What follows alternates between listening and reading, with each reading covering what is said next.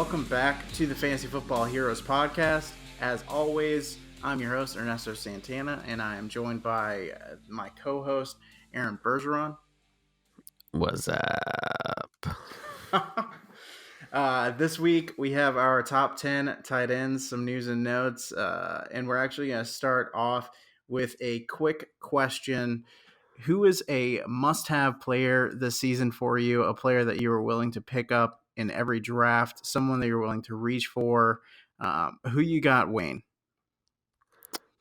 All right. The Chargers defense. Every draft, I end up with these guys. Solid pick. They are a really good defense, sneaky good. I think we mentioned them last week. We did. As like a very good defensive team. I feel like a lot of people are, picking Chicago. One thing about me is that I always stream defenses.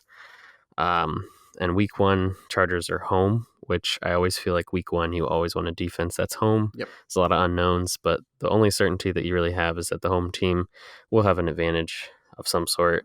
Chargers, good defense, and they're playing the Colts, which Andrew Luck has question marks still. I think he's going to have a good year, but I think there's some health concerns, and the Colts still have some offensive line issues. I like the Chargers defense week one, and when you're picking a defense in the last round, people like Chicago, those guys are going to go early and first, and maybe even people reach for them in the later rounds. Chargers are more middle of the pack, but I think for a week one pick, I really like the Chargers, and I end up picking them in most of my drafts just because I feel like it's a good defense that people don't really think of as good just yet, and they have a really good week one matchup for me, especially with so many unknowns in week one. I like the Chargers defense, but I'm also thinking that that's probably not what you were thinking. Definitely not what I was thinking for a must-have player. I love the Chargers defense. Mentioned him last week in my dispute against Keenan Allen. But I was thinking it's funny though because Keenan Allen and T.Y. Hilton play each other week one, so that's great. It will things will shake out that first week. Things will shake out that first week. For a more serious pick from me, I can do that. I really like Christian Kirk. He's one of those receivers that I feel like I always end up having. I just love the situation that he's in. Arizona's going to bounce back. Kyler Murray, who's number one draft pick, he's going to be throwing the ball to someone that he played college with. Obviously, Fitzgerald's still there, and he's going to catch a volume of the passes, but I really like Christian Kirk to break out as the number two. He's in an offense that he ran in college. He's got a QB throwing to him that he's used to. He's just basically in this perfect situation, and if you see tape of this kid, he's got the talent, and I just like everything about him. I feel like I end up drafting him. I have a lot of hope for him, and I think he's going to break out this year as a really good wide receiver too. And I feel like I like where he's going in drafts, that I'm willing to go a little higher and pick him as a flyer, and I think that he'll surprise some people this year. He's sort of like my wild card pick that I pick in most of my drafts because I just feel like I like what he's got, and I think people are underrating him. He's in the same offense that he was in college. Great QB. He's with a coach who likes to air the ball out, so I feel like he's going to have a lot of good opportunities this year. That's my guy. Yeah, he showed flashes last season, so I think especially with Murray under Kingsbury, I think Christian Kirk is going to have a great year. I'm going a little bit higher in the draft, and it's a guy that I'm almost exclusively taking in the third round, and that's David Montgomery of the Chicago Bears coming in as a running back. Everyone coming out of this draft was touting Josh Jacobs going to Oakland. He was going and just getting into the starting running back job, and for whatever reason, Josh Jacobs was outshining David Montgomery. But David Montgomery posted 1,000-yard seasons his sophomore and junior year in college. He racked up 26 touchdowns on the ground, averaged 4.7 a carry. He has three down back capabilities. You're going into Matt Nagy's system, where they ran the ball the eighth most as far as percentage of their attempts were rushing attempts. And I think them shipping out Jordan Howard, they have Tariq Cohen, and yes, they brought in Mike Davis from Seattle, but I think David Montgomery has been butchering people in camp. He is an absolute beast, and I think he's got the ability to finish top 10 this season. He's definitely a guy that I'm willing to reach for in the third round if it comes down to it. If I'm in the front side of the turn in the third round, hands down, I'm reaching for him. He's usually going around the back half of the third, beginning of the fourth. But I really think that as preseason moves along here, you're going to see his ADP rise into the second round just because he is that kind of talent. Yeah, I think especially with the Bears' game plan of they're a defensive team and they're going to want to control the clock. Um, Montgomery's going to get the ball a lot, and he definitely has the talent to break away. I think Mm-hmm. Tariq Cohen, has obviously shown signs of greatness, but I think Montgomery's a very hot rookie that I think everything I've heard coming out of training camp says that they're excited about him and they definitely like to run the ball a lot. So I think Cohen and Montgomery both get a lot of carries just because of the way their game plan is. And I think the more talented running back obviously is going to run away with the ball and get the points and the touchdowns. So I certainly think Montgomery has that potential as Oh well. yeah, he's must have in that third round. That's you can bet every dollar you have that that's who I'm going for in the third round. So those were our must have players. No, two of our must have players going into this season. I'm sure we'll talk about those in a little more depth in a Oh, future episode here. but what about the Chargers defense? Oh no. And one of the must-have defenses going into 2019. We're gonna breeze through the news and notes. It was a quiet week. Not too much went on. You had the Texans releasing Deonta Foreman. He was quickly picked up off the waivers today, actually, by the Indianapolis Colts. I don't really see that having too much of an impact. I think Marlon Mack did plenty to secure his role in that offense. I think Hines did plenty to secure his role in that offense. So I think this was more or less just the depth play. I didn't really adjust anything as far as either of their values with the addition of Foreman. So I don't know if you thought too much into it. Um, no, I think maybe depending on who they pick up, because I feel like Houston is still being rumored to try and pick up another running back to sort of be a secondary. Depending on who they pick up, I feel like it might boost Lamar Miller just because, especially towards the end of last year, Deonta Foreman, sorry, um, busted into his sort of carries. I feel like we saw a lot of them, and he got a couple touchdowns as well. So I don't know. I feel like Lamar Miller is still a good talent, and that game plan that they run, they like to mix it up, run the ball, pass the ball, and Lamar Miller could potentially benefit depending on who they get, but there's not enough information at this point to really say whether he goes up or down for me. I liked Lamar Miller where he is ADP wise. He's going as the 29th running back off the board as of right now. He's been top 20 every season. He's put up 1,000 yards yards from scrimmage every season. Sure. So he's definitely a sneaky stash that I'm picking up in later rounds as well. Um, so I think depending on who, if they bring someone in who's a name and not as much of a talent, I think that'll hurt his ADP enough to where I'll benefit from it, if that makes sense. Sure. Okay, so let's go ahead and get into these tight ends. You have a big gun. You are not the big gun. Tony, don't be jealous. No, it's subtle, all the bells and whistles. Yeah, it's called being a badass. Fine.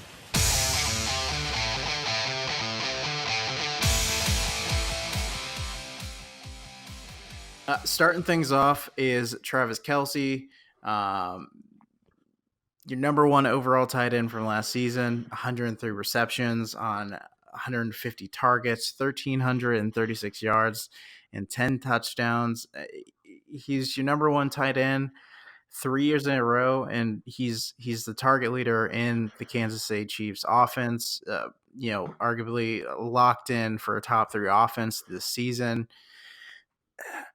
when it comes to tight ends, it's Travis Kelce, and then these next two guys, give or take, that we're going to talk about, and then it's everyone else. Travis Kelce in the tight end category, he's in a tier of his own. He's the only tight end that I recommend pulling before, anywhere near the third round. So, what more can you say about Travis Kelce? I guess I want to take a step back just to start and say that like tight end is such a weird position for me. I feel like as the season gets closer to starting and we have a couple more podcasts, we'll sort of talk about me and Ernesto's draft styles. But typically, if I can't get one of these three guys, I'm not even going to bother. I feel like Ernesto said, these Yep. guys are in a tier of their own. And Travis Kelce to me is in his own tier. Like these other two guys are good, but Travis Kelce 100%. has proved for the last 5 years that he's 1,000 yards. He's getting a stupid amount of receptions and targets on an offense that is explosive. He's proven the test. A lot of tight ends suffer from injuries, knock on wood, but Travis Kelce has surprisingly remained very healthy, which tight end is definitely a position. I mean, you're a big guy. You block tackles. You're on the offensive line. You're very prone to injuries. Travis Kelce has done a good job staying relatively healthy. He's just that good. If you want tight end, if that's a position that you don't want to worry about week in and week out, you get Kelce, you plug him in every week, and you don't have to worry about it. I think he posted better stats than Gronk did at any point in his career last year. I mean, he is phenomenal. He's a future Hall of Famer. He's just ridiculous. If you can get him, Yeah. if that's something that you want to do, get Kelce and just plug him and forget him for the rest of the year unless he gets hurt or during his bye week. I mean, it's some people like that strategy. Some people like not thinking about it every week. Different people have different opinions. I mean, if tight end is a position that you just want to stream, that's certainly an option that I find myself doing because Kelce goes before I would want to draft him, or I'm just not in that position that year to get the Gronkowski or Kelce of that year. Yeah, we can go into this a little bit. I almost never pull a tight end. I've only done it once in the 5 years that I played fantasy football, and it was for Travis Kelce. And I ended up losing that season in the league that I pulled him in. But there's so much that can be done. Like last season, I had Evan Ingram. Evan Ingram goes down. I pull Eric Ebron up off of waivers, and Eric Ebron finishes as the number 4 tight end on last season. So, I mean, it's just things like that. It's such a finicky position. I much rather go for some running back or wide receiver depth, because as you get into the later rounds, the players that you're picking from there, it's nasty sometimes. It's nasty crap. It's nasty crap. It's nasty crap sometimes. So I much rather go, but like you said, Travis Kelce he's a tier of his own.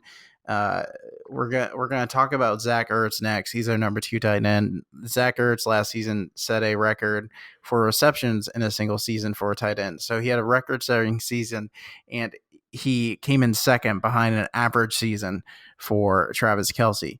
So that's just what it is. He's the only tight end that I'm pulling. Like if I get a rock star wide receiver or a rock star running back, and I happen to be on the at the position where I can take David Montgomery in the 4th round on the turn instead of Travis Kelce. In the 3rd round, that's the only time I would take, Travis Kelce's the only tight end I consider taking around there. But we'll move it along to Zach Ertz, who the aforementioned Zach Ertz set a record for receptions in a single season for a tight end last season, 116 receptions on 156 targets for 1,163 yards and 8 touchdowns. How do you feel about Zach Ertz? I think you had him at 3 instead of 2. Correct. So you had George Kittle just above him in your rankings. I mean, I feel like they're very close. Mm-hmm. I don't feel like they're particularly different, honestly. I feel like they're both on pretty good offenses. I think Ertz obviously had the lion's share of the receptions. I think Kittle ended up with more yards, but it's sort of here or there. I think Zach Ertz, especially towards the end of the season, was the red zone threat. I think people start out the year pretty disappointed in him, but he really turned it up to get the touchdowns in the second half of the year.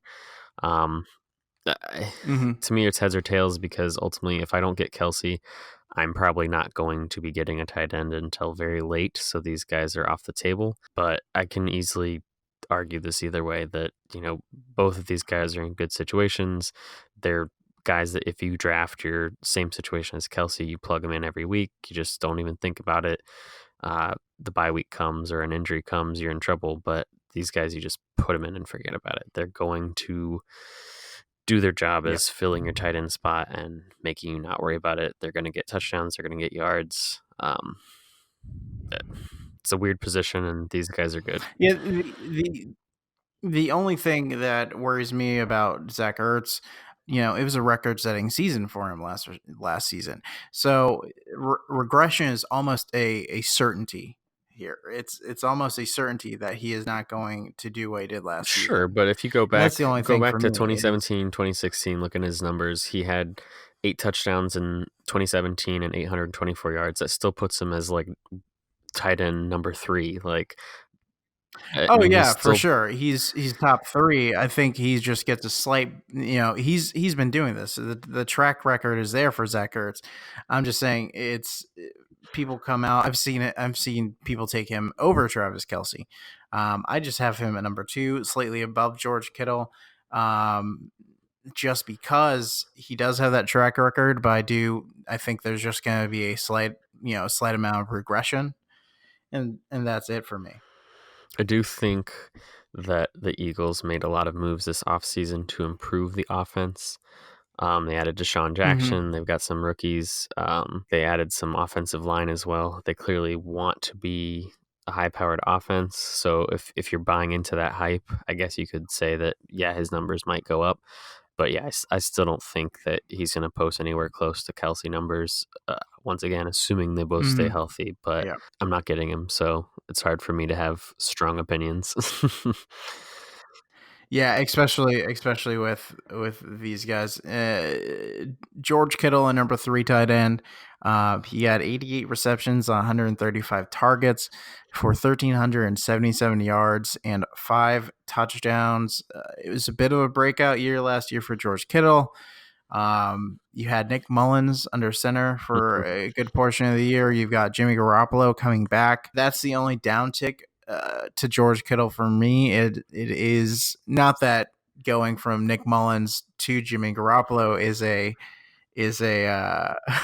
a downgrade, but they're losing the consistency they had in Nick Mullins last season. You don't know what Jimmy Garoppolo is going to do, if he's going to target the tight end just as much. I mean, I expect him to, but I also expect him to air the ball out a little bit more. So, I think George Kittle, he's safe at 3. Yeah, I think the only negative thing I can say about George Kittle is that last year I drafted him in the last round as like I need a tight end, and it paid off in a big way. I got him in like 3 You're not leagues, going to and be I was able just to like, do yeah, that this season. he had a good last 2 games of 2017. I'll see what he can do. Yeah, I won't be able to do that this year. Not at all. The hype has been realized, and people will be drafting him. Not me, but he's In the 3rd, 4th he's probably going round, to be 3rd, 4th, gone 5th. in the 3rd, 4th, 5th. So I wish him all the best. I think Nick Mullins obviously was his college QB, so they had this like thing. But even under whoever the hell was throwing to him in 2017, he did good those last couple games. I think it was Garoppolo, right? So it's like that's the track record that you're reflecting back to. I think he's a talent, and obviously the 49ers have high hopes with their offense again this year now that Garoppolo's healthy again. So you got to think that I think he's a safe number 3 or 2 is where I put him. Once again, it's like Kittle and Ertz are like the other two tight ends that you're like, I can plug and sit these guys for the whole year, and I'm Right happy. after this is where the question marks start. Right after There's this, a big it drop off it after is this. just a hodgepodge of who I do goes think where. once again, the thing that is like weirdly good about all three of these guys is that they have stayed very healthy. They've both had very few injury. They've missed 5 games combined between the two of them for the last 2 years, or between the three of them Yeah, for the last 2 majority of that is years. Ertz. Ertz played 16 games last year. It's it's just a concern with tight end. It's just such a position that is prone to injury. Think about Jordan Reed, and Oh, jeez. I think he's there's people like that. I mean, uh, Greg Olson. I Yep. mean, we're going to talk about some of the other guys, but they sit out a lot, so it's a position that's prone to injury, and these guys have stayed healthy. You know, I don't want to jinx them or anything, but you set it and forget it, and it's nice not to worry about that position week in and week out. Yeah, absolutely. So we'll leave the safety of the top 3 tight ends, and we're gonna get into the question marks here. Number 4, this is a guy that I liked a lot last year. I like him a lot this year. I don't know if he's gonna go in a draft at a price that I'm willing to pay. But Evan Ingram, 45 receptions on 64 targets for 577 yards for 3 touchdowns. He's poised to be the lead, if not the only pass catcher for the New York Giants. Only 4 tight ends have logged more yardage in their first 2 seasons than Evan Ingram.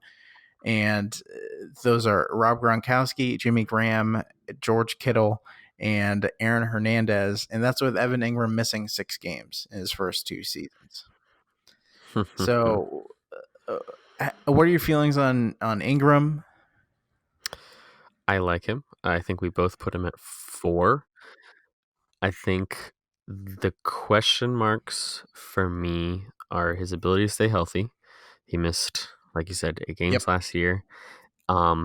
At some point in the season, depending on how the Giants are doing, there will be a transition to Daniel Jones. We talk crap about Eli, but he's at least won 2 Super Bowls. He has something in his gas tank still. You have to think that when they transition, there'll be sort of a learning curve where Evan Ingram might see some sort of regression, at least for a little bit. So that's sort of concerning. But in the last 5 games from last year, he was the number 3 tight end. So if he's healthy, and even with Eli Manning and whatever that offense was last year, he's good. He has the talent. He was super hyped at the beginning of the year, and it was unfortunate that he got hurt. If he can stay healthy, big if, but if he can stay healthy and Eli can sort of get a couple wins so that they keep him playing, I like Evan Ingram. Once again, not going to be drafting him, but if you're one of those people who's wanting to take a not necessarily a risk, I think he has a lot of upside potential. I think he could be the number 1, 2, or 3 tight end if injuries, or he just somehow breaks out and finds his groove. But there are question marks. There's some concerns here, which is why he's in a tier below. He's a beast.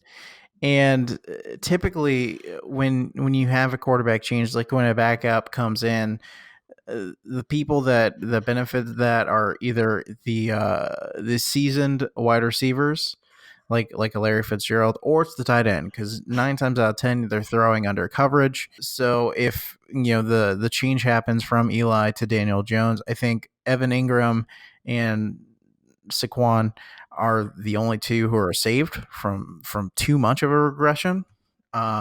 Whoever they're throwing the ball to in the wide receiver category at that point, I think they're going to immediately drop off the face of the earth for a couple of weeks. But I think Ingram will be fine, and it's just his health, like you said. That's the biggest issue for me. As long as he's healthy, I'm not worried too I'm not worried whatsoever. The offense is suspect, yes, uh, but he's going to get all the volume he needs to compensate for that. Just because the offense is so suspect. So, if it's okay with you, I'd like to move through these bottom six rapid fire pace, just because it's a little dirty down here. We'll go straight to our number 5 guy, OJ Howard of the Tampa Bay Buccaneers. He had 34 receptions on 48 targets for 565 yards and 5 touchdowns.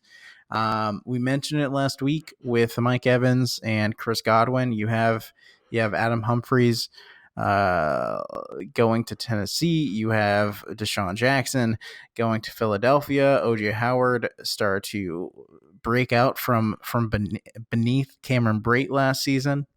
I've been high on Howard since they drafted him, so I think we're gonna get our fair share of OJ this season. I definitely think he's going to come up in the target share they had last season. I think you're going to see the touchdowns come up. Brate was a touchdown monster for Jameis. I think Howard is going to step up and take that mantle. Yep. If we're doing rapid fire, I agree with all those points. He has good upside for sure. For sure. So we'll move along here. Hunter Henry of the Los Angeles Chargers did not play last season. Missed the season with an ACL injury. So coming back full steam ahead. Prior to missing last season, he broke out in the 2017 season. He was under Antonio Gates at that point. He was coming into the tight end position on a high powered offense. What's your outlook for Hunter Henry?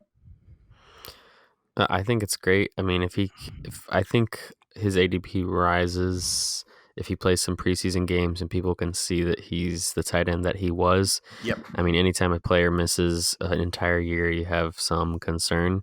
But 2017, he broke out, and that was with Antonio Gates. Phillip Rivers, we know, likes throwing to the tight end, especially for touchdowns, which is what you want from a tight end. That can win your week or make the difference, because it's just so rare if you're not getting one of those top 3 guys. I think the hype is there. He's got the talent. You just sort of want to see that he still has it, and I'd be definitely looking at him in the preseason. Once again, I probably won't be getting a tight end, but if the talent's still there and he looks healthy, like, I'd be excited if he fell to me and I felt confident with my team at that point that I could maybe plug him in and get a guy like that I could just leave for the rest of the season. I think he certainly has the potential to do that if he stays healthy. But you sort of want to see how he looks. This is where you get a lot of name value in Hunter Henry. The sample size is small, what we've seen. I mean, the talent's there. I personally, I'm not drafting Hunter Henry. I feel like at this point you're almost drafting on name alone. Yes, the talent's there. There's a bit of a track record, but I'd much rather go with one of these other guys at a much later round, like we're going to talk about here. Both of us are talking about this as if, we would draft these guys, but Yep. I think after a certain point, if I can't get Kelsey, Kittle, or Ertz in a position that I feel like I'm not like reaching for them, I'm not getting any of these guys. I'm getting one of these bottom of the pack guys like 8, 9, 10, or maybe even someone after that, because there's too many other talented, like, potential upside receivers and running backs that I'd rather have on my bench. Whereas, I can find the George Kittle of last year, just the breakout tight end that no one saw coming. I think the potential of that is just as good as any of these other guys having a good year. Yeah, no, absolutely.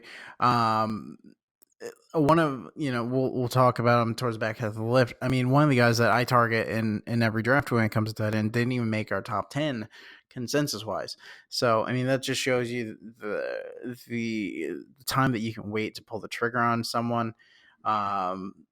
our number 7 guy, Eric Ebron of the Indianapolis Colts, 66 receptions, 110 targets, 750 yards, 13 touchdowns. He was a touchdown monster last season. I got him off of waivers. I love the offense in Indianapolis. Love Andrew Luck throwing him the football. I love the potential there. The only thing for me is you have Jack Doyle returning, who is also a huge target of Andrew Luck. So no way he gets double digits touchdowns this year. No way. That's the only thing for me is I see the touchdowns going down. I see the target share going down. I think Doyle is a huge threat to Ebron. I had him ranked 10 in my rankings. Mm-hmm. So I was super low on Ebron.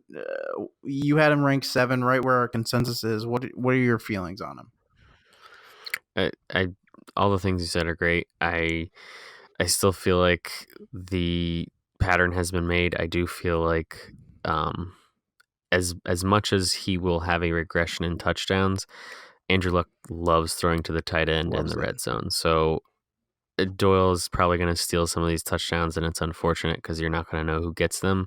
But Ebron's still going to have that touchdown potential every week, whereas unlike some of these other guys who just it's a crapshoot, they're going to get 3 or 4 touchdowns a year, and it's like I think Ebron it still at least has a better chance of getting a touchdown just because of the way Andrew Luck throws the ball. So at this point, you're looking for a tight end that can maybe get you a touchdown each week, and I feel like Eric Ebron still has that potential. Absolutely. No way he gets double digits, but I could easily see him getting like 5 or 6 still, which would be crazy for a tight end. I mean, he should. Even on a down year, even with that 5.6, he'd be towards the top of the heap. Only a couple of guys beat that. Got that last year. So Ebron, for me, that's the only thing. A bit of regression, and anytime that I have question marks about target share or if it's going this way or that way, I hate running backs by committee. So with Doyle coming back, that's just too many question marks for me. That's probably why I'm so low on him. Like I said, I did pick him up last year, loved it. You just gotta look for situation. I mean, if Doyle goes down again for whatever reason, I will say if Doyle or Ebron goes down at this anytime this year, get the other one that's for healthy. top 5 almost. So, chugging along here, you got Vance McDonald on 50 receptions, 72 targets, 610 yards, 4 touchdowns. I think McDonald's going to be a machine this season. I know, a bunch of targets are going to go Juju. But I think Antonio Brown had 15 touchdowns last season, and Ben Roethlisberger loved throwing to Jesse James. You had Vance McDonald really start cracking it towards the halfway point of last season. I think Vance McDonald has a good chance of being the Eric Ebron of last season in 2019. I think he's a good value pick with a lot of upside. I think you're sort of taking a chance because there are games where he'll probably get like 1 target and 1 reception for like 20 yards. That's just how the Steelers sometimes play the ball, but the upside is there. I feel like he's going to have weeks where he gets, I think he had there's that one game last year where he just drug a guy down. It was against whole crowd Tampa pumped Bay, up, and then he gets that long broke, touchdown. Chris Conley's collarbone. So, yeah. So he definitely has the potential to hype up his offense, and he's a fun player to watch. But I still think he'll have those games where he just does nothing because Ben Roethlisberger is not. He throws to the tight end, but it's not like his go-to. We'll see what happens with Antonio. I think there's a lot of potential there. I think he eats up a lot of what Antonio Brown left behind this season. So I like him. He's one of the guys that I'm targeting in drafts at the tight end position. David Njoku from Wayne's favorite Cleveland Browns. The hype train continues. 56 receptions on 88 targets for 639 yards and 4 touchdowns for David Njoku. What more can you say about Njoku and that Browns offense? Wayne, take it away. I know you love talking about him. So I can talk him up. I think that he's very athletic. I like him a lot as a player. I ended up streaming him quite a bit last season. I feel like he can definitely improve his touchdown total if the Cleveland offense lives up to the hype that we're putting them up for. I think he could once again be top 10, which is all you really want from a tight end. He's young, talented, athletic, good stuff. Got a young QB throwing to him. A lot of hype. Only concern, there's just so many mouths to feed on that offense. They can only score so many touchdowns a week, Chubb. and you got OBJ, you got Landry, you got Chubb. I don't know. I feel like he's easily another player where you're going to have weeks where he gets you like 1 or 2 points and you're upset. But he's a good blocker, and he's going to have some good games. And if you're buying into the Cleveland hype, might as well buy into this guy because his production lives and dies with I how think good they I'm do high each on week. David Njoku, just like you said. Each guy in that offense plays a role to me. And I think David Njoku is going to be a heavy target for them in the red zone. So up into the 20, I think they're definitely going to try to run the football and utilize him under the 10. And you got high flying guys like OBJ and Jarvis Landry. So I definitely think he's got a makeup that puts him into a position for a great touchdown year. I don't see the ridiculous Ertz or Kelsey level of receptions by any stretch of the imagination, but I think there's definitely the ability for him to catch a lot of touchdowns next season. I think I've said before, I think the Browns offense is going to live in the red zone. And I think that's where he's going to make his hay. And speaking of playing the Bucks twice a year. And speaking of playing the Bucks twice a year, a guy who is not in my top 10, Jared Cook, on 68 receptions, on 101 targets, 896 yards, 6 touchdowns.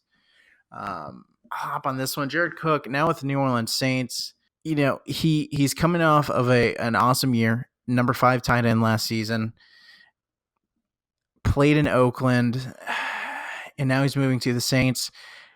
For me, I think that's a step back for Jared Cook, not because the Oakland Raiders offense was better than the New Orleans Saints offense, or Derek Carr is a highly touted quarterback better than Drew Brees.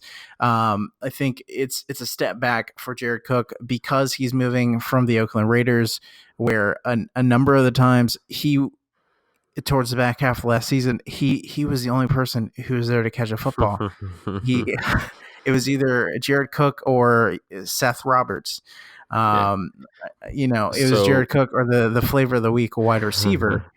And so now he's stepping into a Saints offense where it's been a minute since Drew Brees had an elite tight end. He's got pieces around him that he uses regularly. He's got Alvin Kamara to catch passes out of the backfield. He's got Michael Thomas. I think Jared Cook is not going to have the opportunity they had in Oakland as he has, as he's going to have in New Orleans.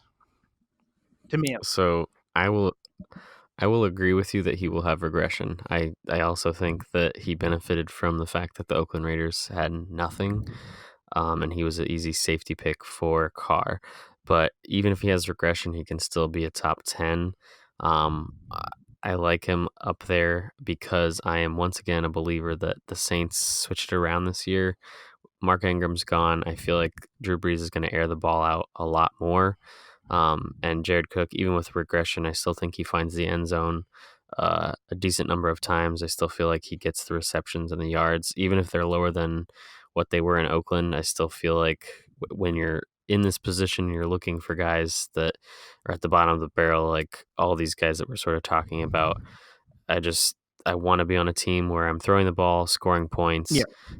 The more opportunity, the better. And Jared Cook will have the opportunity week in and week out to get that touchdown, to get those yards, and to get those receptions. Some of these other guys, not so much. And let me be frank. It's not like he was buried in my rankings. He was just outside of my top 10. If it wasn't for Austin Hooper, he would be in my top 10. Austin Hooper is a guy that didn't make our ranks. He was who I had number 6.